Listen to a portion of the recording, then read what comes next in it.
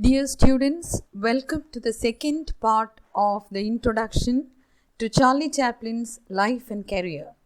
Here we are going to have an overview of Chaplin's remarkable contributions to world cinema along with the happenings in his personal life that shaped his later life and career. In part 1, you saw how Charlie Chaplin acquired world recognition through sheer hard work, indomitable will, and innate talent. He was not a kid born with a silver spoon in his mouth. In this part, you will see how he rose from rags to riches, literally ruling the Hollywood industry of his times. With his successful on-screen persona, Little Tramp, Charlie directed his first full-length film, Caught in the Rain, in 1914. It was among Keystone's most successful releases to date. Chaplin proceeded to direct every short film in which he appeared for Keystone, approximately one per week, which he remembered as the most exciting time of his career. When the success of the film Tilly's Punctured Romance helped advance Chaplin's career, and when his contract came up for renewal at the end of the year, he asked for $1,000 a week. Senate refused this amount as too large, and Chaplin left Keystones. Later, for $1,250 a week plus a $10,000 bonus, Chaplin moved in December 1914 to SNA Studios, which touted him as the greatest comedian in the world. The SNA Film Manufacturing Company was an early American motion picture studio. The studio was founded in 1907 and based in Chicago. It is probably best known today for its series of Charlie Chaplin comedies. Later, Chaplin signed with Mutual Film Corporation for $670,000 a year, after which he agreed to make 8 comedies for First National for over $1 million. By this time, Charlie began to form a stock company of regular players including Leo White and Billy Armstrong. He then recruited Edna Purviance, who became his leading lady and whom he was romantically involved with until 1917. During the course of 1915, Charlie became a cultural phenomenon. Shops were stocked with his merchandise. He was featured in cartoons and comic strips, and several songs were written about him. Finally, in 1919, he founded his own studio with fellow Hollywood icons Douglas Fairbanks, Mary Pickford, and D.W. Griffith. Douglas Fairbanks was an American actor, screenwriter, director, and producer. He was best known for his roles in silent films, including The Thief of Baghdad, Robin Hood, and The Mark of Zorro, but spent the early part of his career making comedies. He married Mary Pickford in 1920 and was a founding member of United Artists. Mary Pickford was an American film actress who was also the co-founder of the Pickford Fairbanks Studios with Douglas Fairbanks and the United Artists Studio with Fairbanks, Charlie Chaplin, and D.W. Griffith.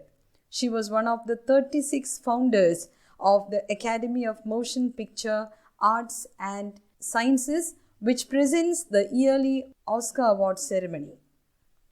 D.W. Griffith, another co-founder of the United Artists, was also an American film director who is widely considered as the most important filmmaker of his generation. Together with Charlie Chaplin, Mary Pickford, and Douglas Fairbanks, He founded United Artists, enabling them to control their own interests rather than depending on commercial studios. Griffith was also a founding member of the Academy of Motion Picture Arts and Sciences.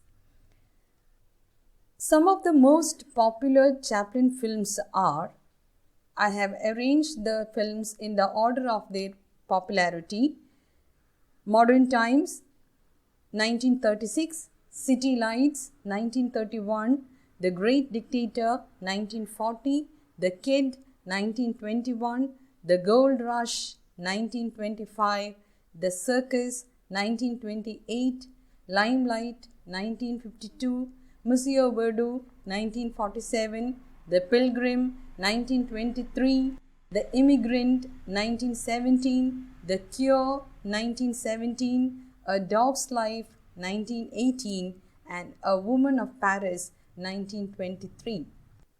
We shall have an overview of these popular movies of Charlie Chaplin in the coming videos. As I told you, Chaplin resisted the arrival of talkies.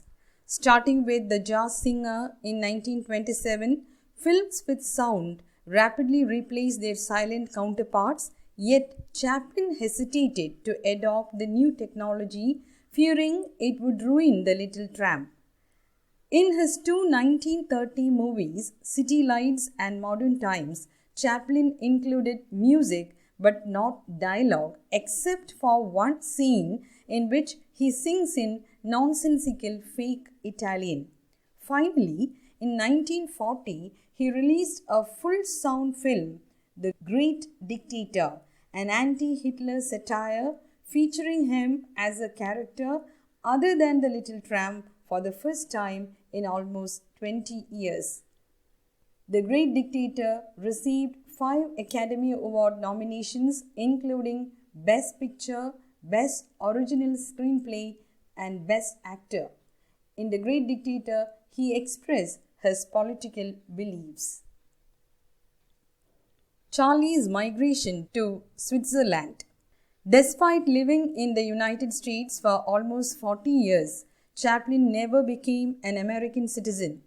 Meanwhile, due in part to Modern Times, a satire of the machine age, he gained a reputation as a communist sympathizer.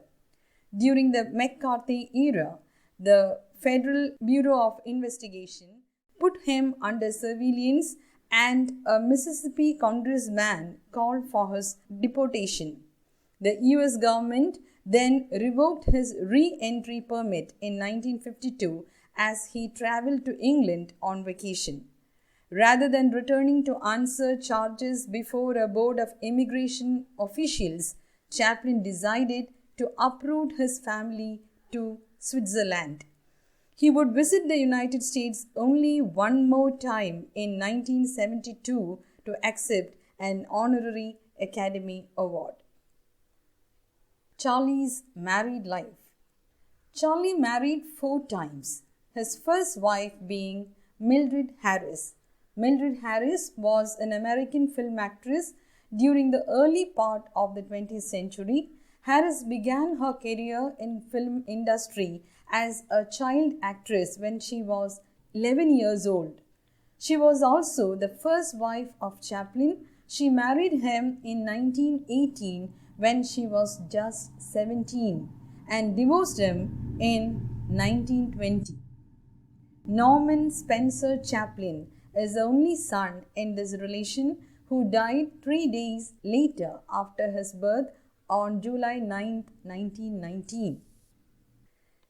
Chaplin married his second wife, Lita Grey, who was an American actress and also known for most of her life as Lita Grey Chaplin. She married him in 1924 when she was just 16 and got divorced in 1927. The couple had 2 sons, Charles Spencer Chaplin III and Sidney Earl Chaplin. Charlie Chaplin's third wife is Paulette Goddard. Paulette Goddard was an American actress and child fashion model. Her most notable films were her first major role as Charlie Chaplin's leading lady in the film Modern Times and Chaplin's film The Great Dictator. She married Chaplin in the year 1936 and divorced him in 1942. Chaplin's fourth wife is Una O'Neill. Finally, in 1943, while in the middle of a high-profile paternity suit, 54-year-old Chaplin married 18-year-old Una O'Neill, to whom he had been introduced by a Hollywood agent. O'Neill's father, playwright Eugene O'Neill, was so upset by the match that he disinherited her.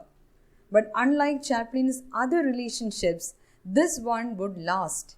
The two stayed together until Chaplin's death at age 88 and had 8 children.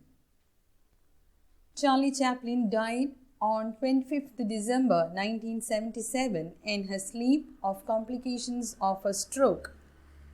Just a few months after Chaplin's death, 2 robbers stole his coffin from a Swiss cemetery and sent his wife a $6 lakh ransom demand. When she refused to pay, they allegedly threatened her kids. The robbers were soon caught, however, and the coffin was recovered. It was then reburied in a theft-proof concrete vault. Ranked the 10th greatest male star of all times by the American Film Institute, and with a career that spanned over 75 years, Charlie Chaplin was one of the most creative and influential personalities of the silent film era. And although he has gone on to the great beyond, he will remain one of the greatest entertainers and comedians of the 20th century. Dear students, I hope these videos on Chaplin's life and career will help you to have a very good idea about one of the greatest filmmakers of the world, Charlie Chaplin. I request you all to watch it again and make notes on them.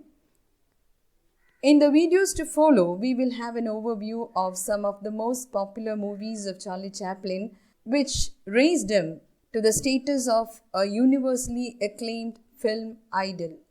Thank you. See you all in the next video. Good luck.